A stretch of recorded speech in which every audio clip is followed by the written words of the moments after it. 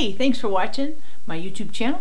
Super excited to continue our series on God's direction in our lives. So, this is what we're talking about this week. We're talking about taking a step. See, what do you mean by that? Well, sometimes finding God's direction and following God's direction for our lives can be a little challenging in the sense of some individuals like to have the long-term objective goal scheme, where are we going, destination. But I find that God oftentimes doesn't give me, sometimes you as well probably, the long-term destination. Sometimes God gives us just one step. And so I say this because if you look at Abram in Genesis chapter 12, here's his situation. God speaks to him in verse 1 and says, "Get up, go from your country, your relatives, your father's house, to the land that I will show you." Well, what does that mean? I mean, just with that information, you'd be like, well, leave and go, but where? And I want to encourage you that sometimes God will give you just that initial, maybe just a couple millimeters of information. Just start moving.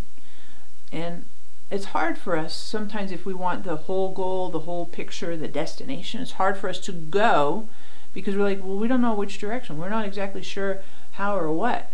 But what Abram did is he left the stuff that was familiar and common and comfortable and known and was just daily for him. And he started moving, started traveling, started making some headway, going.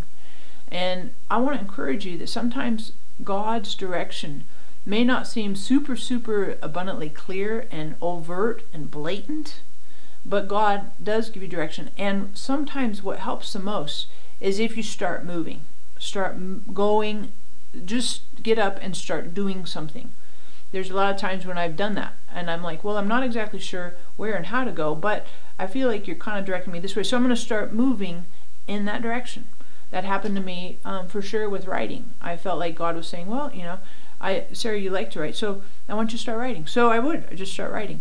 And when I did that, I started to see God open some doors for me and also lead me more and more in that direction. So sometimes it's just a matter of get up and start moving. Start taking those initial steps. Start moving in the attitude, changing your thinking. I'm stuck here, I can't move.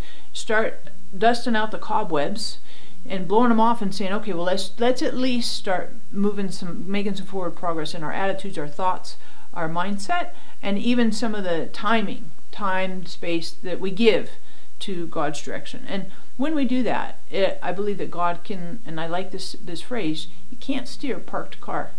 When we start moving, it's easier to steer, and it's easier for God to direct us. I saw this as well when I would do snowboarding. You know, I find it really interesting, and it's counterintuitive because when I was first learning to snowboard, I wanted to go slowly because I was scared and, you know, didn't have any proficiency. But I found out that when I would go slow, I'd have to work a lot harder. And when I would sit, I was making no progress whatsoever. But when I'd get up and at least try, at least take a step, then I started to learn. My body started to adapt, started to pick up the cues on what does it mean to snowboard. And now, I've been doing it for more than 10 years, I understand that the faster I go, the less work it takes me. So sometimes I think God's direction depends on us for us to get moving and take a step and start leaning in a direction that we sense God guiding and directing us, and not waiting for that long-term destination. So thanks again for watching. Love to get your feedback. Give me a thumbs up, thumbs down. Any comments would be awesome. Totally love it. And of course, I'd love for you to subscribe to my channel because that would be amazing and I believe as well helpful for you. Of course, we have to have a joke at the end because that's always magnificent. So here's your joke. What do you call a bear with no ears? What do you call a bear with no ears? You call him B. B for bear, no ears. I know. Kind of shady, a little bit of a stretch, kind of painful, but a little fun nonetheless. Thanks again for watching. Catch you next week.